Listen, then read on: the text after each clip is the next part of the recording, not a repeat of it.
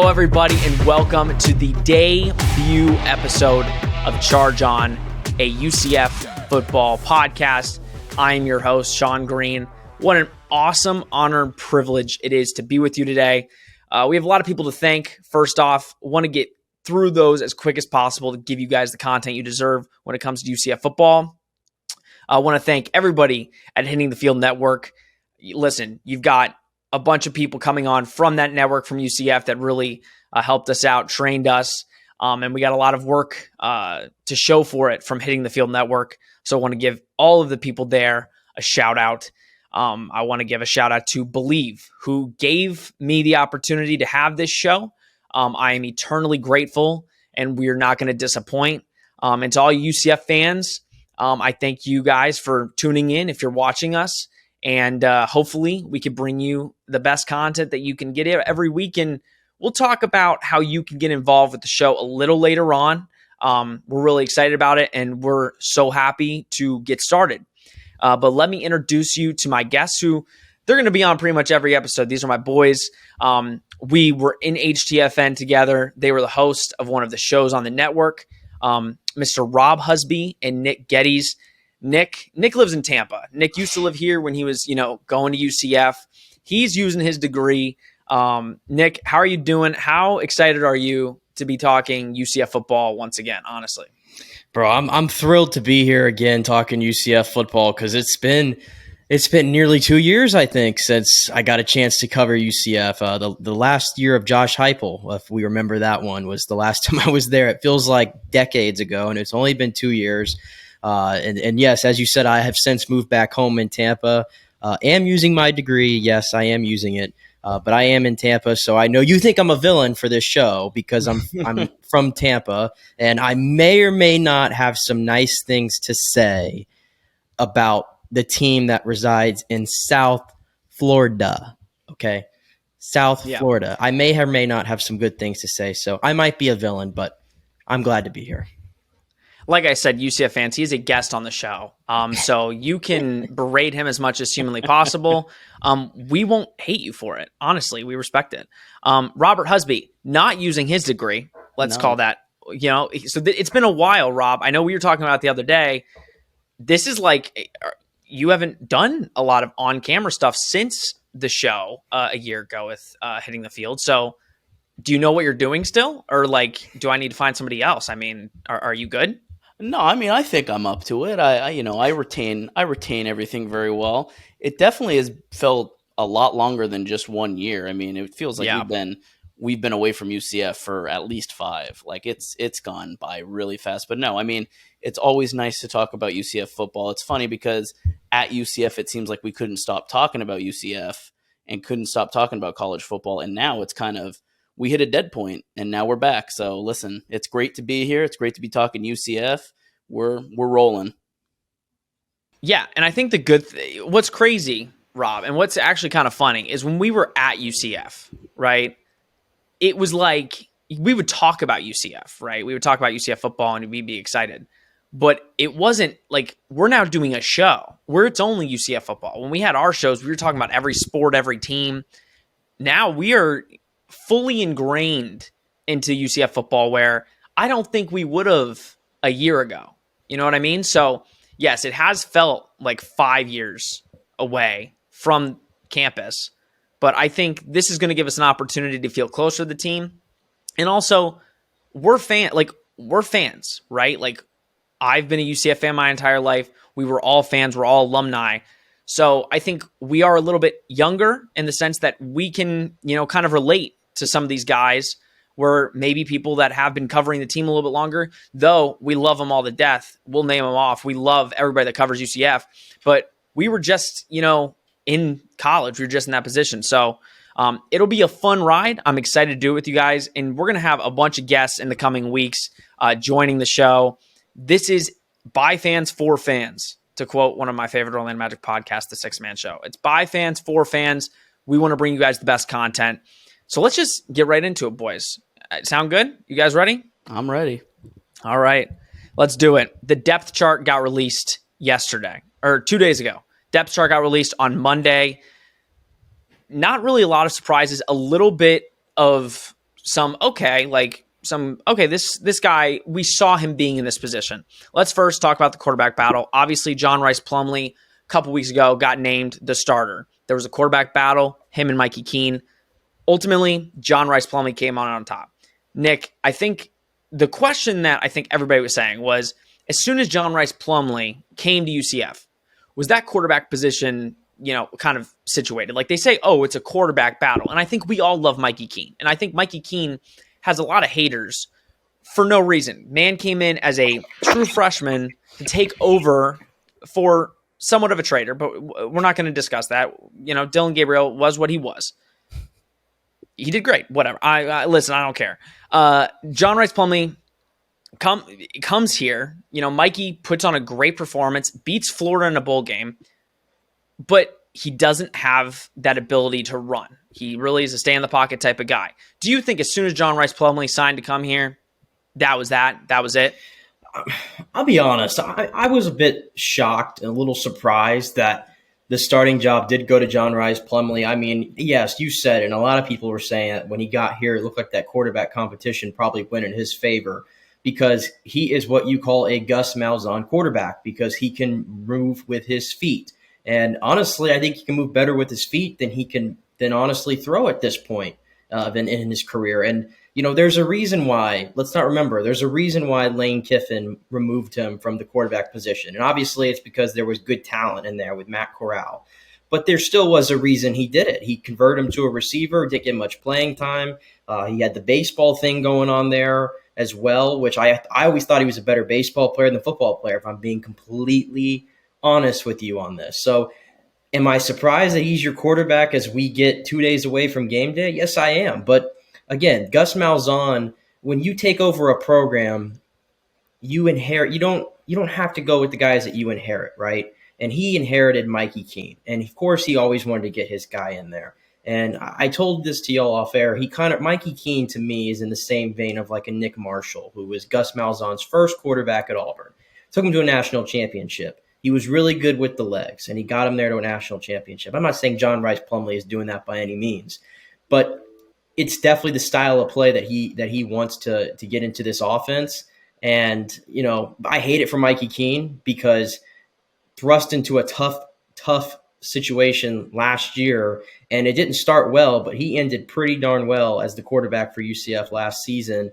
I believe they finished, 5 of their last 6 were victories, so including the bowl game victory, so 6 of the last 7 against Florida. I don't think this is settled by any means. I think we're going to find out more about this when we get to Louisville.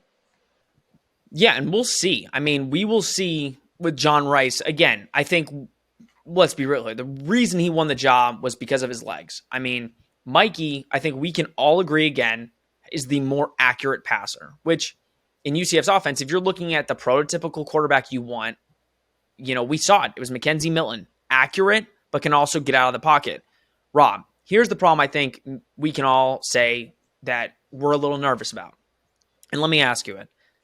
John Rice Plumlee, when he was at Ole Miss, he got out of the pocket a lot and he ran for a lot of yards. Like as a true freshman, I mean, there's no denying it. The problem is, when is it basically you're going every play? You're running too much. You're not looking down the field. Do you have that little bit of nervous energy when you see John Rice, hopefully on Thursday, where you're like, listen, make those throws down the field. You don't have to get out of the pocket and run every time because ultimately we need him to make those deep passes. Are you nervous about that, about him not being that quarterback passer that we need him to be?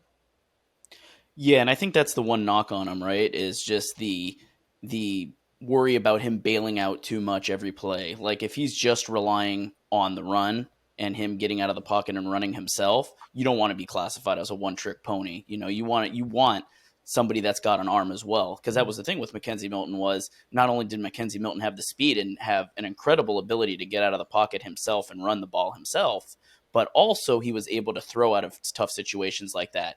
And that's the one concern. Does John Rice Plumlee have the accuracy to get out of that situation like that?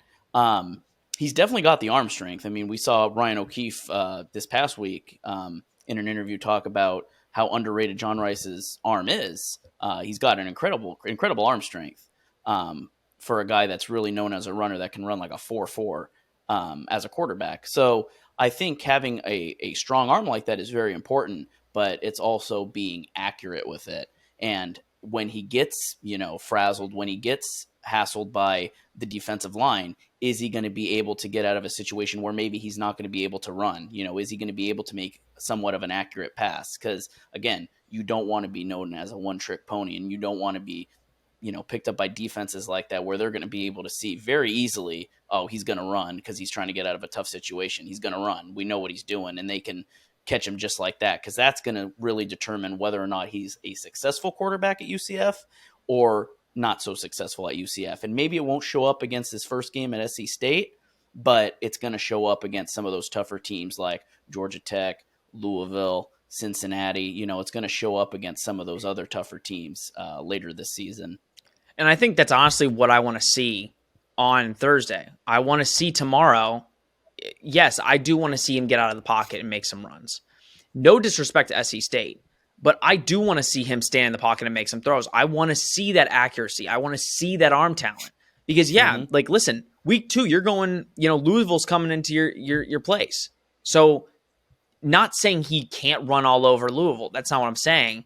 We saw that he can run over SEC defenses. We've seen that. We need to see him be quarterback John Rice Plumlee that stays in the pocket, takes the hit, makes that throw. Yes, he can be elusive, and we are excited to see that elusiveness, getting out of the pocket, making those throws. But let's see how accurate he is compared to a couple years ago, right?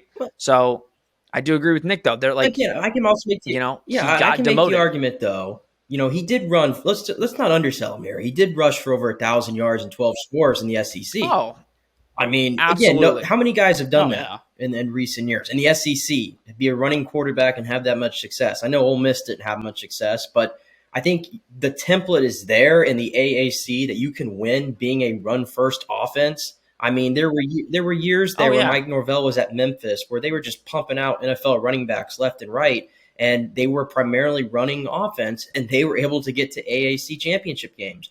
Even when UCF was rolling, they had like 3 or 4 head monster at running back every single time, which they probably will have this year, and they have it at quarterback now. So I don't think it hinders them by any means in the conference having this run style offense. And again, it's important for Gus Malzahn, year 2. What's your identity? What's your identity? And I think that's what he's telling everybody right now. We're going to run the ball. Mm-hmm. That's the thing. If you're running the ball good, it's going to open up those passing lanes, quick slants to the speedy wide receivers that you have. Talking about, obviously, running backs, Isaiah Bowser, Johnny Richardson. I am pumped to see Johnny Richardson in this offense. Like, we've already seen the insane runs that he can break with just his sheer speed. Bowser basically pummeling guys. Like, that 1-2 punch at running back is insane. But also just the sheer fact of having the depth at running back. You got Mark Anthony Richards, RJ Harvey. You have some freshmen in there. That's going to be exciting. Wide receivers. No surprise, realistically, at the starters, but Javon Baker, right? Transfer, coming from Alabama. We kind of figured Kobe Hudson. We kind of figured Ryan O'Keefe. Javon Baker. Rob, what can Javon Baker bring to this team that maybe they don't already have? But to come in as a transfer, him and Kobe Hudson, and automatically starting with the wide receivers that they have, it's pretty impressive. Oh, yeah. I mean, it's just another weapon that you're putting into the hands of John Rice Plumlee. I mean, I think Gus is very much, and I don't want to say just Gus. I mean, it's been the entire UCF, staff that's been helping him recruit, all season and last season. I think, though, getting all these weapons, I mean, they're putting John Rice Plumlee, and even if they had decided to go with Mikey Keene, they're putting either of those guys in a situation where they're going to be able to have those weapons. So I don't think if UCF is not great at all great this year, it's not going to be for a lack of talent, at least on paper. I mean, Javon Baker, Kobe Hudson, you're seeing a guy in Kobe Hudson that put up yards in the SEC. And granted, Auburn's not a great team right now, but I mean, he was doing very well in the SEC. Mm-hmm. So, I mean, you have an SEC caliber wide receiver. Then you got Javon Baker, who didn't really see a lot of time at Alabama, but again, another SEC quality wide receiver added already to a guy who I think is massively, massively underrated as one of UCF's top weapons that they've had in a long time. Yes, they lost Jalen Robinson, but now you got Ryan O'Keefe, who's fast, who's almost just as fast, if not faster, can run slants, is quick as a bug. And now you're going to really see how good this UCF offense is. Aside from just the run game, you're going to see these wide receivers and how speedy they are alongside John Rice Plumlee. Yeah, and then you go from wide receivers. Obviously, a name to keep an eye on, Xavier Townsend. He's a freshman. He's kind of that running back, wide receiver, hybrid.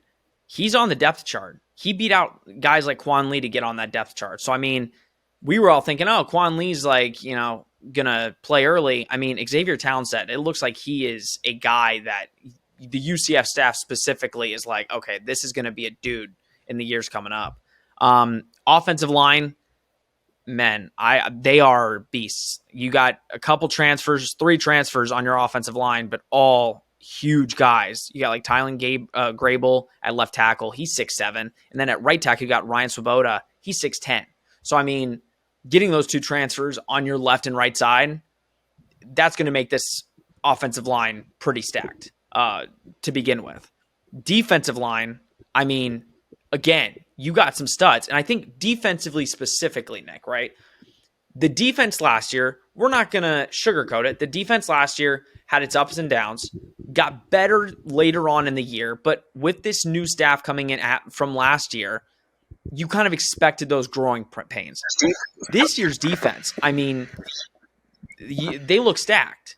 What position group are you kind of most excited for, and do you think can make the most noise this season? I think that's going to be in the trenches, kind of like you mentioned. I mean, I've always been impressed with Josh Salazar from the second he got on campus. I thought he was a player, and I know that it was a different regime, but Randy Shannon was obviously a big fan of his, and I think he's a fan of this group as well, of coaches, and Travis Williams. And then Montalvo, obviously, coming back for the COVID year, the 5th year. I mean, he's one of the team leaders. We know what he can do. But I'm zeroing in on Tremon Morris-Brash. I thought that last season, down the stretch for UCF, he might have been their best player on defense.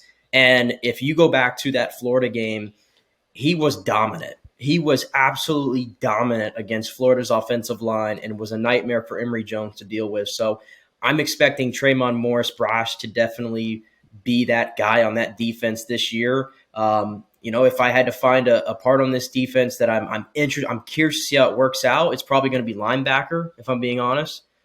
There's no Tatum Bethune in the middle anymore, and I think he was, again, one of those big leaders of that defense, primed for a big year. You just saw him the other night at Florida State, and he was fantastic. I think he's going to be an NFL guy, to be honest with you. So we can't undersell that loss there at linebacker. But we've already mentioned Jason Johnson stepping in there. I'm curious to see how that takes shape. But yeah, if I had to zero in on one guy, Tremon Morris-Brash, I think he's a candidate to get to maybe double-digit sacks this year. Oh, and that's the thing. When I'm looking at linebacker, right, the UCF coaches, they were all saying the biggest question mark on the defense is linebacker because they had that, like, when you lose a guy like that, it becomes a struggle to find that replacement. Having Tremon Morris-Brash in that buck position is going to help UCF. Having that guy that he is dominant. He is a beast. Here's the thing that I'm looking at, right? You have Jeremiah Jean-Baptiste. He's obviously a stud. Mm-hmm. When I'm looking at the backups, not the starters, but like the backups that they're going to get playing time. K.D. McDaniel coming from Kentucky. Brandon Jennings. This dude was the number 1 linebacker in last year's class. I mean, like, there's no question that UCF is kind of building. They are building for the future. You have guys that maybe won't see the field as much, but Lee Hunter, 6'4", 320 redshirt freshman. I mean, he's coming from Auburn. Rob, when you see the depth, because last year, one guy gets hurt, that position group is screwed. I mean, you're not going to find another guy to take over. This season, UCF staff said we need to find the depth and we need to look towards the future and say, okay, what guys have a bunch of years remaining and can really develop and help us? Do you kind of agree and see that kind of how they're shaping this defense up and kind of saying, okay, we're going to go after guys that maybe teams don't really believe in, like, and Brandon Jennings he had an injury. He didn't play, but he was, again, the number one linebacker. What do you see? What are your thoughts on that?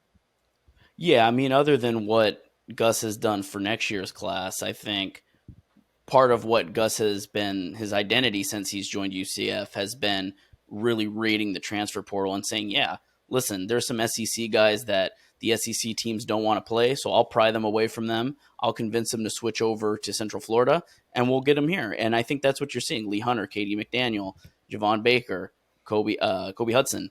You're seeing these guys that are, I'm not going to say SEC rejects or anything like that, but you're seeing guys that are, maybe not going to get the time that they would in an SEC team, and Gus is giving them a chance. And he's saying, hey, come on over and let's see what you got. And I think that's important. I think that's very, very important for future depth. I think it's important for depth now, because the one thing UCF sorely lacked on defense under Randy Shannon and Josh Heupel was depth. They did not have that depth. And that's what went from UCF under Frost to UCF under Heupel, was that UCF really lacked a lot of depth. And that's what really caused UCF to struggle down the stretch. I mean, other than all the constant criticism around Randy Shannon's defensive schemes that he tried at UCF, it was just, his recruiting was good, but not good enough to get that secured depth. So I think that's one thing that Travis Williams and Gus Malzahn have done a great job of, is raiding the transfer portal, using it to his advantage and saying, hey, let's shore up our depth so that if one guy goes down, it's next man up.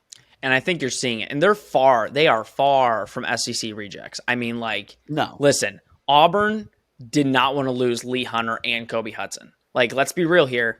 Lee Hunter, again, redshirt freshman, they did not want to lose him. He was one of the top defensive tackles in the recruiting process for them the year before. Kobe Hudson, their number one wide receiver. Javon Baker, let's be real here. He's at Alabama. He probably knew, listen, he got a little bit of playing time, but not a lot. Yeah, maybe you can look at him and say, hey, I want an opportunity. Let me go to UCF and get that opportunity. But a lot of these guys, Katie McDaniel was playing a lot for Kentucky. Brandon Jennings, freshman. I mean, again, he didn't see the field. So, I mean, and you're seeing it in recruiting too. I mean, we got to move on, but you're seeing it in the recruiting. The better recruits that UCF is getting, these guys are coming. They're not looking at UCF as the little brother or you're nice. You look cool, but we have to go to a better school. It's these guys are choosing UCF, just like the transfers are choosing. UCF lost 24 to the transfer portal. They gained 18. And none of us are sitting here saying, wow, UCF lost some.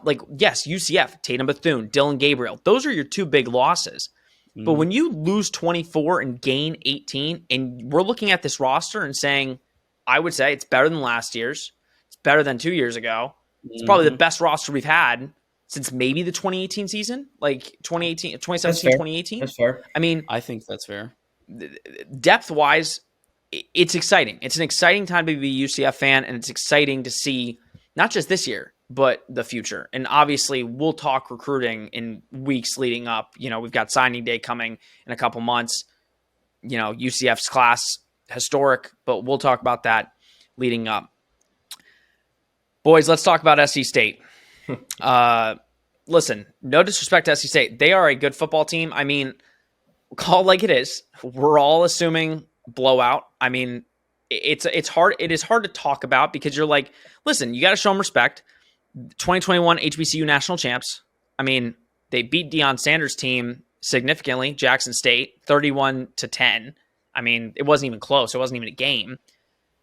Buddy Pugh, what a coach. I mean, hearing the interviews of UCF players and coaches over the last couple of days, the enormous amount of respect. He's 143-80 in his career, 4-time MEAC Coach of the Year.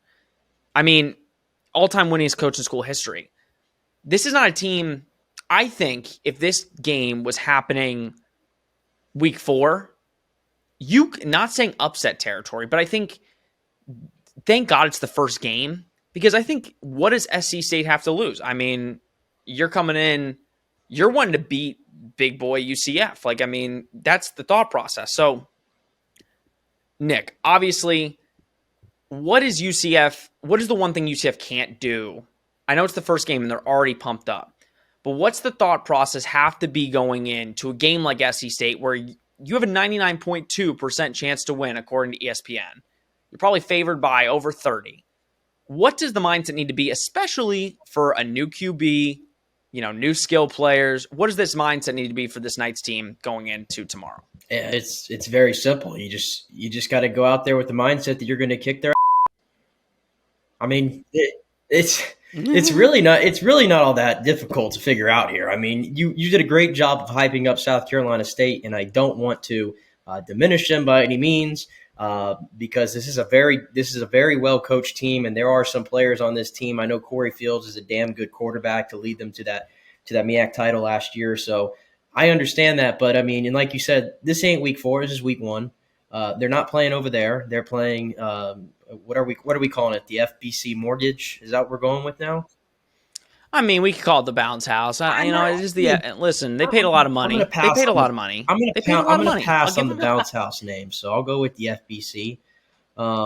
They're playing here. I mean, 30-2 in the last 6 years in that stadium. South Carolina State's not beating them, so it's that simple. You just have to have that mindset going in. I go back to some of the team. What you cannot do, in my opinion, is go out there and dance around with them like North Carolina did with FAMU the other night. I mean, at that game at one point late in the second quarter was 21-14 North Carolina. And eventually North Carolina's talent came through, right? And they started rolling and they won that game, I believe, like 56-27. But you think about it, FAMU put 27 points up on North Carolina. I think if you're UCF, just don't allow that to happen. Just don't allow that to happen. Just stomp on them, make your statement, and then get ready for Louisville. That's what this is meant to be. I mean, you've seen The Longest Yard, right? What did he say? You play somebody like Appalachian State, you kick their ass, and you move on. That's all that needs to happen here. No, and I think that's the thing too, right? Like, you need to come in and assume this is Cincinnati. Like, you need to assume this is the game that'll put you into the top 25. Because listen, even though we're looking at UCF's roster and we think they're the best team in the American, we're looking at that and saying they have the best players. We're third in preseason rankings. I mean, UCF was rated among coaches and all these people as the third best roster in the American. Yes, even if you beat SC State, you're not making it into the top 25. But you need to beat these guys handily and show like, yo, you need to get this confidence. Because guess what? You're going week 2 and you're getting a serious football team in here, a team that you lost to last year. So, I mean, I think gaining the confidence is important. Rob, let's talk about quarterback Corey Fields. Okay. Obviously, probably nobody on this podcast, all three of us, we obviously have to do research. You as a fan, I guarantee you're going into FBC Mortgage Stadium or the Balance House. You're going there tomorrow, and you're going to be like, oh, who's that guy? I guarantee you're going to look him up, and then you're going to be like, oh, that's quarterback. Okay. His name's Corey Fields. Okay. No disrespect. No disrespect at all. Good quarterback. I mean, again, they played good last year. They won a 2021 HBCU National Championship. Corey Fields, completion percentage last season, 49.6%. 167 for 337. That's pretty bad. Like, let's not sure. He went 2,000 yards, 17 touchdowns, 11 interceptions. But Rob, 49.6% as a quarterback is not good. No. Again, if you're the defense, if you're UCF's defense, and you're trying to make a statement, what are you trying to hold him? Like, you're looking at these stats in completion percentage. Number one, of course, cornerbacks, again, probably the best corners we've had going into a season in a while. Devontae Brown, Brandon Adams, Corey Thornton. You got some dogs. What is the mindset going into tomorrow against a quarterback that you know is not bad, but he has struggled, with accuracy in completions?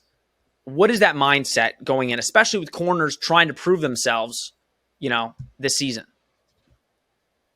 Yeah, I mean, as far as the defensive line goes, the defensive line is looking to put pressure on him. Clearly, this guy is not good at accuracy. Mm-hmm. So if you can put, I would even imagine, the slightest amount of pressure on him from the defensive line, and you can get him to hurry up and make bad throws, he's going to make bad throws. Mm-hmm. I mean, even if just looking at the stats from the Jackson State game, a game they won, and he threw 4 touchdowns, he still had a horrible completion rating. Terrible. I mean, even though he's able to put up points and put up touchdowns and I guess be accurate when it matters, If you can put the slightest bit of pressure on him from UCF's defensive line, which is expected to be very good, as we talked about, I don't see why they can't make him make some really bad throws. And that's going to really make the cornerbacks happy, because that means we're going to be picking him off. So if you can force him into bad throws from the defensive line perspective, from the linebacker perspective, if you can force him into bad throws, force him into some really head scratching errors, the corners are going to feast, because that secondary is going to be looking out for every bad pass that guy throws, every tip pass, every overthrow, every underthrow. They're going to be looking to pick him off. Looking at our defensive line, I have a feeling I know exactly how the game's going to go, and I have a feeling it's going to be a very long game.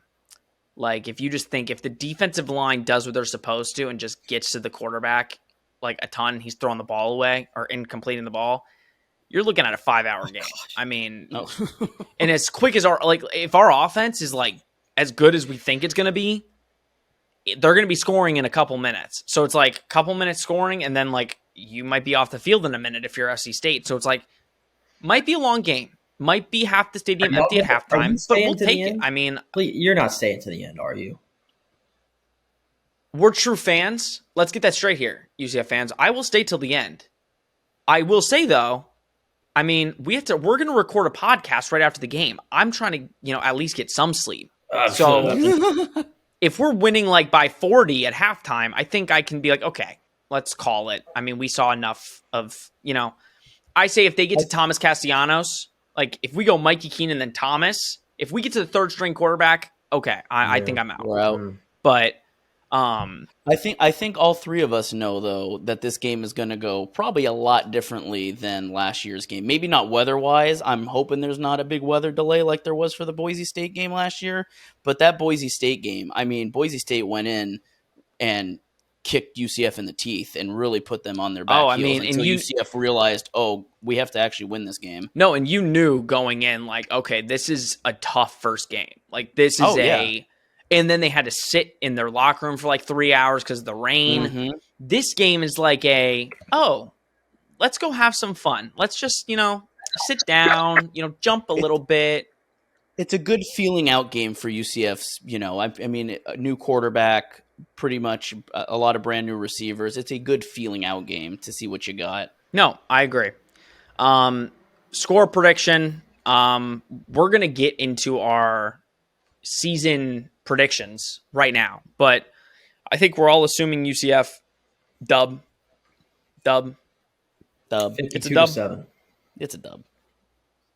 52-7. Wow, that low of numbers? 52. Yeah, I'll go like 49-10. Yeah, you're feeling generous.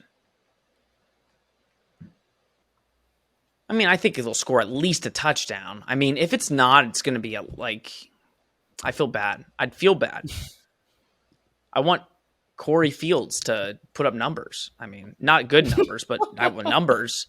Let's get above that 49.6%. Let's start off 2022 with, a decent game. Rob, what's your score prediction?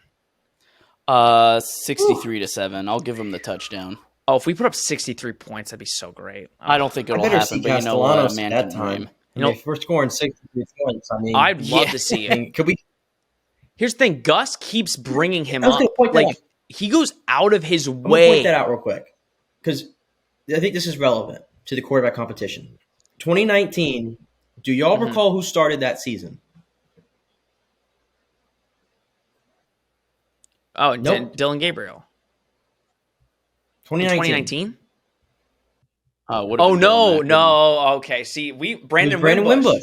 All we heard. Oh God, I forgot. Oh my God! See, I remember that. All we heard was Brandon Wimbush, the Notre Dame, coming in here, going to be the star quarterback. He's going to tear up the AAC. It took a half of football against a bad team who escapes my memory right now to know that he was not the guy. It took a half of football against a bad team. So I'm just saying, if John Rice Plumlee goes out there in the first half, let's just say it's 21-10. They're kind of lingering. Maybe he has a pick in there. Maybe Oh, if it's 21-10, I mean, yeah. No. I don't know. At some point, talent wins out. Dylan Gabriel won out pretty quickly that year as a true freshman. So is it out of the possibility that we could see Thomas Castellanos sooner before later? I don't know. I think the only difference is if we right when you said 2019, I thought Dylan Gabriel because I think we all UCF fans going into that season were like, okay, we knew. This kid is the next thing for us. We knew. And we're like, how quick is he going to start? We're like, okay, Brandon Wimbush comes in and he's like, okay. We're like, he's going to start. In Wimbush's defense, that first game, he wasn't bad. Like, he was good. Like, it was, yes, against a bad team. But Dylan was just so accurate that game. Like, he was just throwing dots. It's like, okay, he's a starter. The only difference this season, obviously, is you have Mikey Keene. So it's like Thomas, Gus has clearly said Mikey is a stud. But Thomas Castellanos, like, he keeps bringing him up. It's almost like, oh, don't forget about Thomas. And it's like, he's a true freshman. I mean, he's clearly shown he's a Gus quarterback. So it might not be this year, but who knows? Next year might be his year. We're getting off topic. Rob, you said 60. I said 63-7. 63-7. All right. We all got 1-0. Louisville. I'll go to Rob first. Do you think that's a UCF dub? We'll go through there. I think it's a UCF dub. It's probably one of the toughest games of the season. I don't think that's a question. I mean, obviously Louisville's not great, but last year they weren't great either, and we went into Louisville and we lost. So this is absolutely a possibility. We're at home though, and I think we got a much better team. I'm going to say UCF win. UCF win for Rob. Nick? Yeah, I got to go UCF win. I go back to the stat of winning at home, and I know it's one of the bigger games on the schedule, and I know Louisville's got a really good quarterback there, Malik Cunningham, but I think UCF might have the better roster right now, and of course at home it's a completely different team, so I'm going to go with UCF. All right. UCF has the better roster, better team, better coach. I think they'll lose. Oh. Now, here's my thing, okay? I think my problem, and I think a lot of UCF problems in the years, is we went one undefeated season, and then we went another undefeated season and lost in the bowl game. I think we are so pampered to where we just assume, okay, it's a win. Last year, nobody thought we were losing to Navy, and we lost. I am going based off of games that I can see UCF losing the most out of in the schedule. With Louisville, listen, last year Malik Cunningham was a stud against us. Now, do I think we have a good chance to win? Absolutely. I think ultimately I want to say we will win. I'm saying just based off of last year, Louisville is not good. I will, we all can say that the roster's not better than us. I think we can stop them. Ultimately, that game's going to come down to, can UCF stop Malik Cunningham and doing what he does? If they can stop Malik Cunningham, I think they win the game handily. It's at home. Last year we were away. Dylan Gabriel made a really...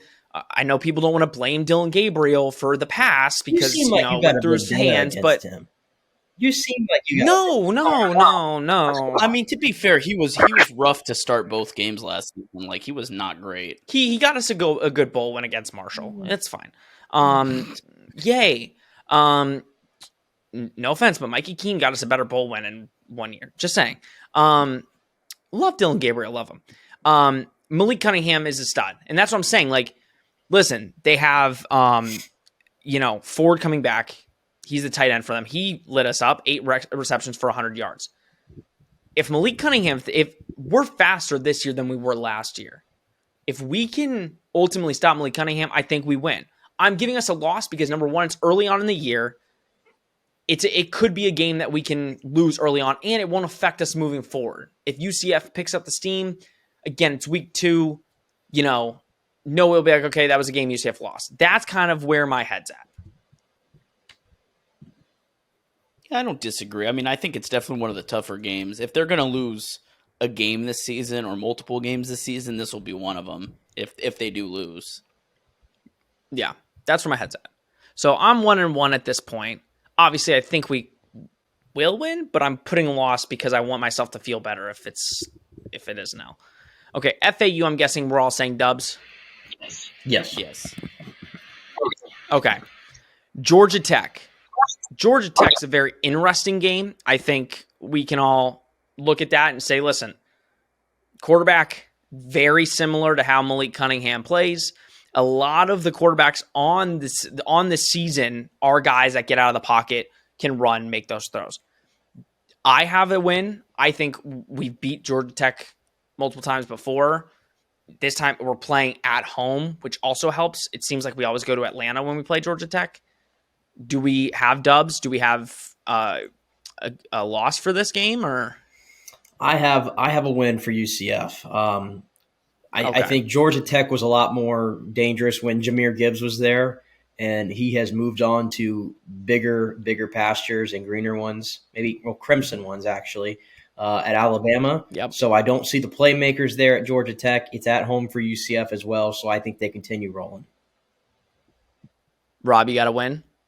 Yeah, I have a win as well. I mean, again, it depends, like you said, it depends on how they kind of handle a mobile quarterback. But if the defense is heavily improved this season and can handle that, I think it's easily a W.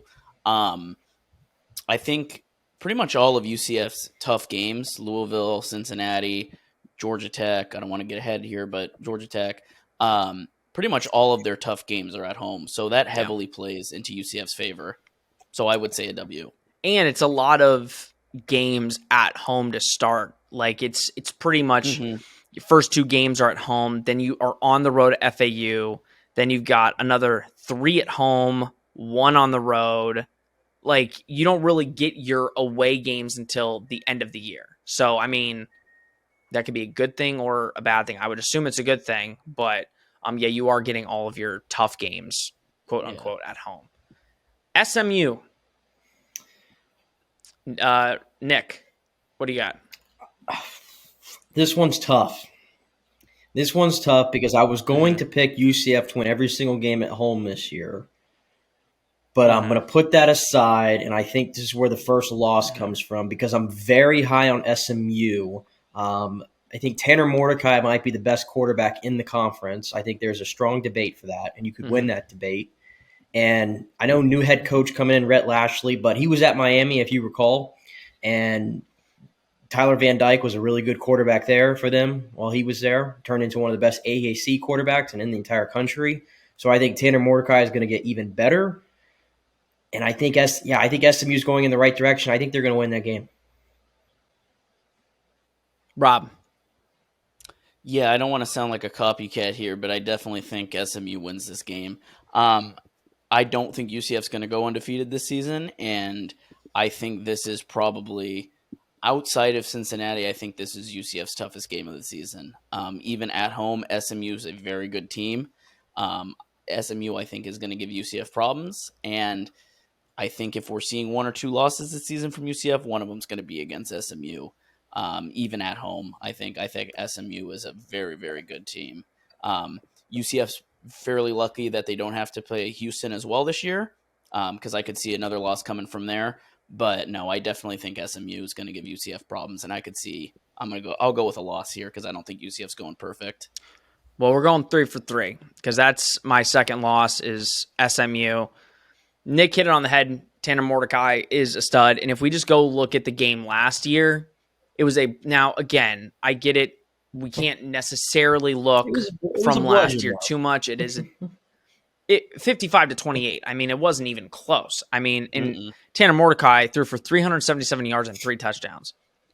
Only difference this year, Ulysses Bentley is now at Ole Miss. Yes. And, he ran for 97 yards. Trey Siggers, though, 11 carries, 93 yards, 3 TDs. He is still there. He is the number 1 back.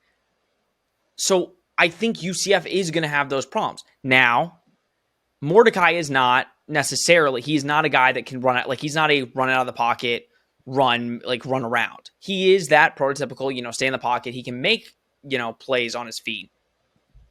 That I think can help UCF in the sense of, again, if you can just get pressure and you can keep him in the pocket, that might be beneficial for UCF because, again, nothing against D-line last year. there wasn't a lot of pressure last year, where I think this year the expectation is you've got dogs up front that are going to get to the quarterback regardless, with the linebackers, defensive tackle, defensive line in general. So that game can go totally different. Again, it is at home this time.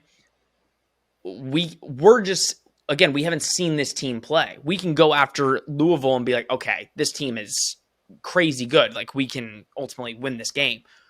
Based on the preseason look and what happened last year to a degree, I think that's why we're all saying could be a potential loss versus SMU. But at that point, I have them for 2 losses. Nick and Rob has them for 1. So let's go down the list. Temple, I think we're all assuming a dub. Yeah. Right? Yes. That's the worst team. East Carolina, worst team for Temple, right? Like, so it's like you bounce back off of a loss, you get Temple. So it's like you have some hard matchups. The early season is not easy. Like Louisville, FAU showed, like, they looked pretty good. I mean, they look like a good team. Georgia Tech, SMU. It's a pretty hard beginning. Then you get Temple and East Carolina. Now, East Carolina running game, pretty good. Like, one of the best in the American. You stop the run, though, you're beating East Carolina. So are we assuming win-win, Temple, East Carolina, win-win? Yeah, I think win-win. East Carolina might win-win. be a little bit of a testy one, I guess, away. Yeah. I'm not going to say it's going to be a walk in the park by any means, but I do think UCF will eventually prevail in that one. Talent, again, I think is going to win out. And that's what I'm saying. Like, if they run all over us, I mean, if it's, if it gets bad where we can't stop the run, it could be a, offensive scoring match. But again, maybe I shouldn't be putting this much pressure on the defensive line, but I'm basically saying, you guys are supposedly this good. Let's see how good you are. Like, you're getting a top running back in the American. Let's see if you could stop him. You stop him, you stop the team. I mean, and then our offense. And a lot of this is dependent on the offense. I mean, last year was, if we look at the offensive years from previous years with UCF, it was a down year on offense. There were some games we would only put up 14 points. That is unlike UCF. So, I mean, this is going to be a big test. We've got the weapons. We've got the quarterback, supposedly. Let's put up some points. Let's score on these guys. It's the American. Let's put up some points on these guys. Then you go to the next week. UCF versus Cincy. I think we can all contest. It's the biggest game on the schedule. It's the rivalry game, the main rivalry game on our schedule this year. We know that's the truth. I'll start with you, Rob. What are you looking at with this game? This is basically, up to this point, this is a must-win if you want to get anywhere. If you want to get anywhere, it's a must-win against Cincy. So what are you looking at? I'm going to say W. I think it's going to be a tough game. I think it's going to be a close game. But I don't think, Cincinnati, I think, is coming into the season ranked 23rd in the top 25. Yeah. I don't think Cincinnati is going to be anywhere near as good as they've been the last couple of years. I mean, they pretty much lost everybody. They lost all of their defense. They lost Desmond Ridder. That's going to hurt them because Desmond Ridder was great for them. Their defense was their main focus, Sauce Gardner, and company. So I don't think Cincinnati has the recruiting power or the transfer power that a lot of other teams like an Alabama would have, or even like a Georgia. And I think people are even saying Georgia's not going to be nowhere near as good as they were last year. So for Cincinnati, still an American team, it's very hard to replace all those guys. So I don't think Cincinnati is going to be anywhere near as good as they were last year. That doesn't mean I think they're going to fall off. I still think they're amongst the top 3 teams in the AAC, but I think UCF being at home, UCF, at least on paper, obviously I think the quarterback's in question, but I think UCF on paper should be the better team. I'll have UCF getting a victory here. Who does Cincy play week 1? Arkansas. Isn't it like they play Arkansas week 1? Which I think they're going to lose, but I also don't think Arkansas is going to be as good as no, and that's the thing. They're 23rd to start. They lose week 1, they drop out of the top 25. Well, here's the thing, too. It's not just – I think everybody's going to talk about Ritter not being there, but, Jerome Ford's not there. We know how important he was to the offense. No. Alec Pierce is not there. We know how important he was to the offense. You mentioned Sauce Gardner, Kobe Bryant, who's been balling so far in Seattle in the preseason and camp, is not there. You lost your top two corners. It's a completely different Cincinnati team. So it's almost it's the hardest game for me to predict right now because there's so much change going on at Cincinnati. I need to really see them in that first game. I know that's the cop out. I get it. I need to see them against Arkansas first, but see them in the first game. It's hard to judge Cincinnati right now. It really is. Well, and that's what I'm not going to say that they shouldn't be ranked 23rd. I will put it like this. I feel like it's a fair ranking. If I'm not mistaken, after they went on the 2017 run, the next year they came back with a lot of the same team, and they were ranked the way into the 20s, correct? And I think that roster and that team is way better than the Cincinnati one that's returning this year. And again, things have evolved. I get it, but I don't know. I haven't seen the stars yet for Cincinnati to evolve. But again, they've been recruiting. Luke Fickell's been doing a great job recruiting, so I'm sure they're deep. But I got to see him against Arkansas. Yeah, you got to put the pieces together. I mean, that's really the question. I mean, you lost starters on both sides of the ball, and not just any starters, like your top players. So again, we can always make the argument that the 2017 team was a million times better than last year's Cincy team. We don't need to get in that argument, but it will be interesting. If they go lost week 1 to Arkansas, I mean, yeah, you can imagine do they win out or do they win out until we get to the UCF game? Or do they kind of fall off and say, listen, we're a completely different team and it's a little bit of a struggle. I've got them winning. Or UCF winning. I think, again, we've talked about it. Again, we don't know what we're going to get out of Cincy. And I think it is going to be a completely different team. Let's see how this quarterback does, and let's see where UCF is at this point in the season. Final 4. We'll go Memphis, Tulane. So it's at Memphis. So, again, you're going on a little bit of a away fest because you go at East Carolina, then back home to Cincy, at Memphis, at Tulane, at home versus Navy, and then you have to go to South Florida. So Memphis, Tulane, Navy, USF. Okay. Before we get into the USF game, do we see any losses out of those 4 to this point in the year? You are ending now. Memphis could be a little bit difficult. They always are with us.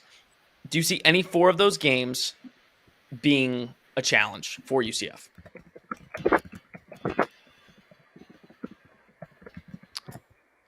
I would say of those, I would say probably the Memphis game. Yeah. I think Memphis, again, like you said, Sean, Memphis always plays UCF very tough and always gives UCF a weird, tough time. I would say Navy, just like last year, Navy gave UCF problems. But UCF, again, I know we're saying at home a lot, but I think UCF being at home absolutely makes a difference. Again, Nick said it earlier, 30-2 when they're at home. I mean, the proof is in the pudding with UCF, and that's through multiple staff changes. So I think with UCF being at home, I don't think the Navy game is as tough. Mm-hmm. I would already say that I think Memphis is the toughest game. And if there's going to be a loss in this last stretch of the season, I think it's going to be Memphis on the road. Yeah, I'd agree with that. And I think, it brings up an interesting thought process because Memphis has always been a tough team. I don't think with the Navy, I agree. Last year, again, I just look at the defense differently this year. Now, again, we have not seen them on the field. We are going strictly based off the name, what we saw in the spring game. It's a deeper defense, and it's 1 year into this new defense that they are running, right? So Travis Williams has a year under his belt with pretty much the same guys. It's pretty much the same defense when it comes to players, but I don't think Navy will be a problem. Nick, out of those 4 games, at Memphis, at Tulane versus Navy, and then at USF, what would present the biggest challenge to the Knights in that final stretch? I think it's USF. And I know you're rolling your eyes. I understand that, but come on, dude. What? Be honest. What's the problem? It makes no sense, dude. Okay. Well, hold up. They are projected to win less than 4 games in the season. You? everybody. I mean, Well, I'm no, not it's been everybody. talked about. I'm I not mean, everybody. I'm a lot more connected to what's going on over here in USF, and I'm gonna take my night colored glasses off for a second here and really analyze this.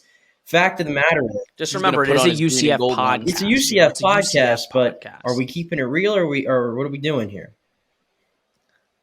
I mean, we're keeping it real. We can go into everything with USF. I mean, they're finally building a stadium, but I mean, when is that stadium actually going to come I up? don't know, but I'm just talking. They're never going to go to a Power 5 conference because, again, it's just the sheer factor that they don't have the funding. They don't have the fan base, realistically. I mean, you're playing in an NFL stadium and barely holds you barely get at least 8,000 at a game. Okay, well, there's lots of issues there. We got all that. But strictly speaking on the football field, the fact of the matter is a pretty awful USF team put up 48 points on UCF not even 2 years ago, right? And that was a closer game than everybody wants to realize at USF.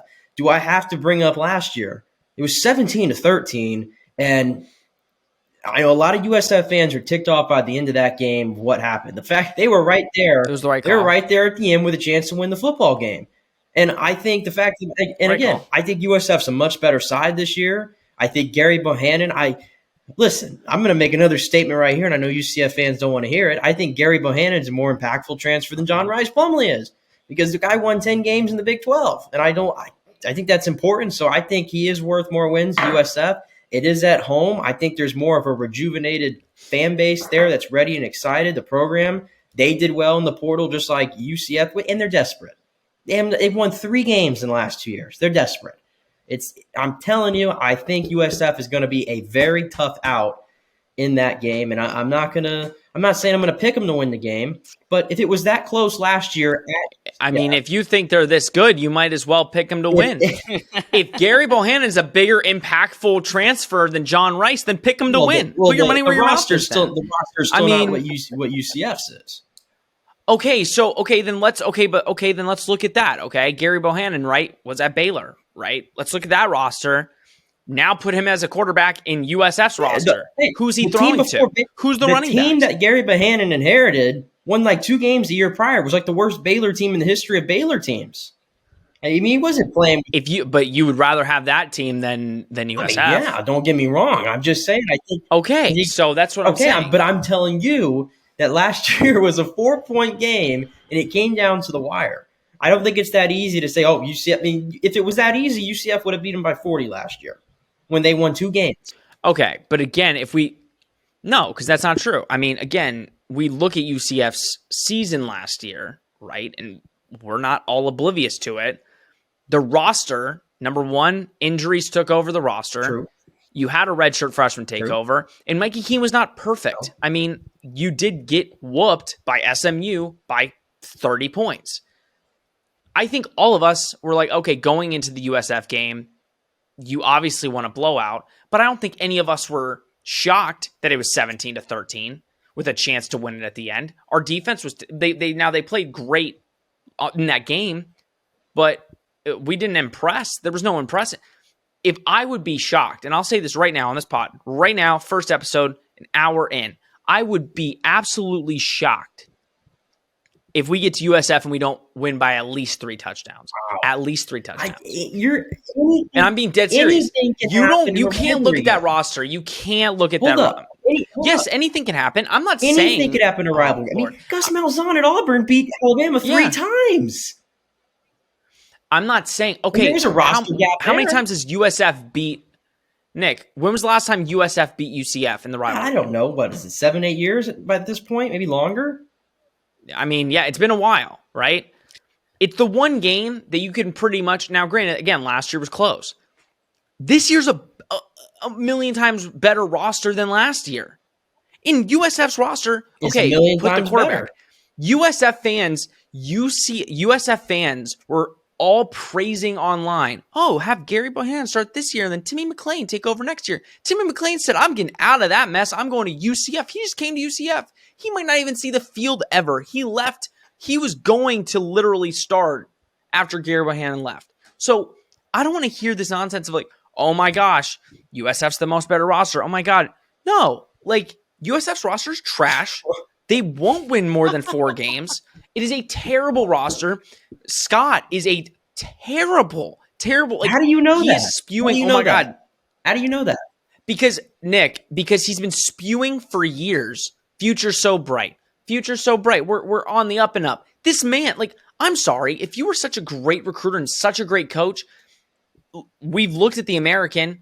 There are many winnable games on their schedule that they can win. They also make stupid decisions by wanting to play top-tier teams and get fans to come into the building. And guess what? When you play Florida and it's a Florida home game and your home stadium, yeah, like, that looks bad. That looks bad to recruits. So, no, I don't, like, we can sit here and say once UCF leaves and those 4 teams leave, USF's going to do better in recruiting because there's not going to be as, like, I'd rather go to USF than some of the schools that joined the American. So, I mean, yeah, they're not going to increase to like 7 wins. I didn't say they're going to win 7 games. I think but I'm just not going to throw them. I'm not going to. If you're saying in the final game of the year,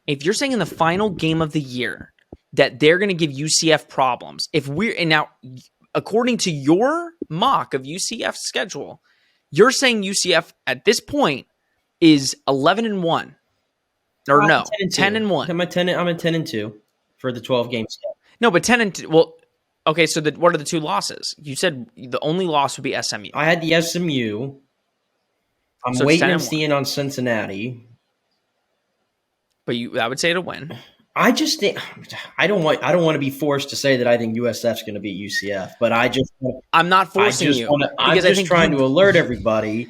Don't be surprised if it happens because again. Last season happened. It did happen. It was very close to USF pulling it off, and I think they lost though, and they still lost. I understand that they lost. And if UCF goes out there and wins by 4 touchdowns, that's great. That's fantastic.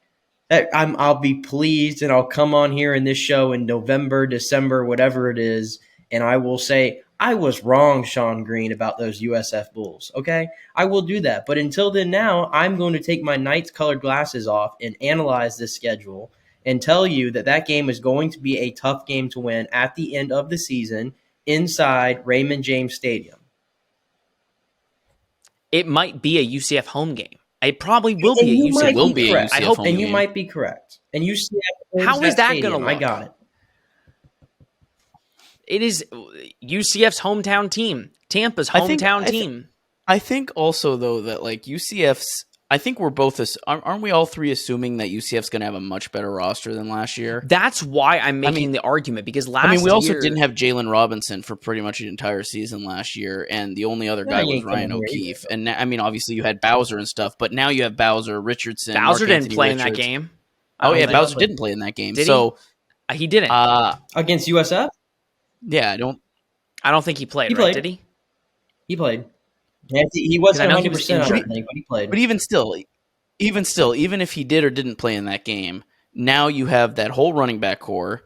Again, the question is John Rice Plumlee, but you got Javon Baker, you got Ryan O'Keefe, you got Kobe Hudson, you got all this talent that's way better than what UCF fielded last year. So, of course, UCF's offense wasn't going to be nearly as good because it was Mikey Keene, Ryan O'Keefe, and a pretty good run game.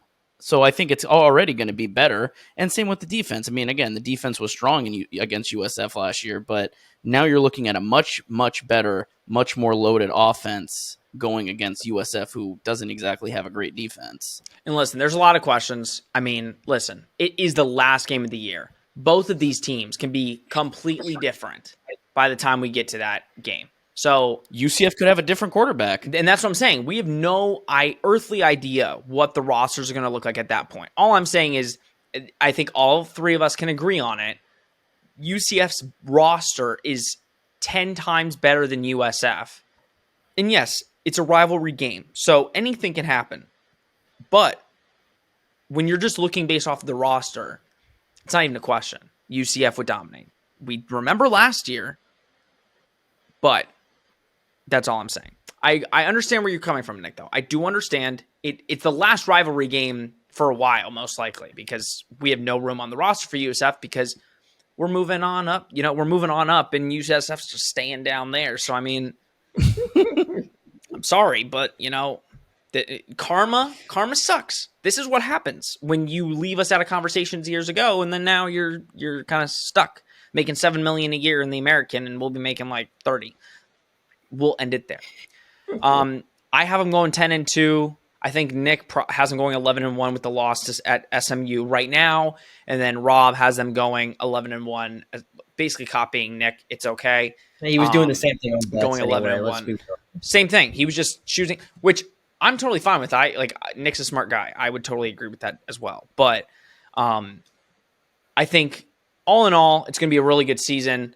I think we're all pumped. It's longer than we wanted to go for episode 1, but it was a lot to talk about, a lot to discuss. We're going 2 episodes a week. We'll be back. We're posting on Friday. We'll be giving you all of your UCF coverage directly after SC State. And then, we're going 2 episodes a week, potentially some, surprise episodes, which I really want to quickly get to. We are just starting, but we're looking into doing live episodes, getting live call-ins, trying to get you guys involved. If you've made it this far, I will be shocked if you did. But if you made it this far, it means, listen, you're a big UCF fan. You'll take any UCF content you can get. In the coming weeks, we will be introducing live call-ins, live episodes to try to get everybody involved and to basically hear your takes. Nick, he's a big UCF or USF homer. He likes, he wants to talk great about USF. You can call him out live on the show. What other show can you do that in the USF space? I mean, Twitter Spaces, shout out to Space Nights. Yes, but in this space, you can come in live and say whatever you're thinking about UCF football. With that being said, I appreciate you guys coming and watching us. It's going to be a fun season, a lot of great news, a lot of great things coming up, and I hope you'll stick around with us. Thank you again to Believe. We are excited to join the family and really get this season started. My name's Sean Green, and thank you for listening to Charge On. See you guys on Friday.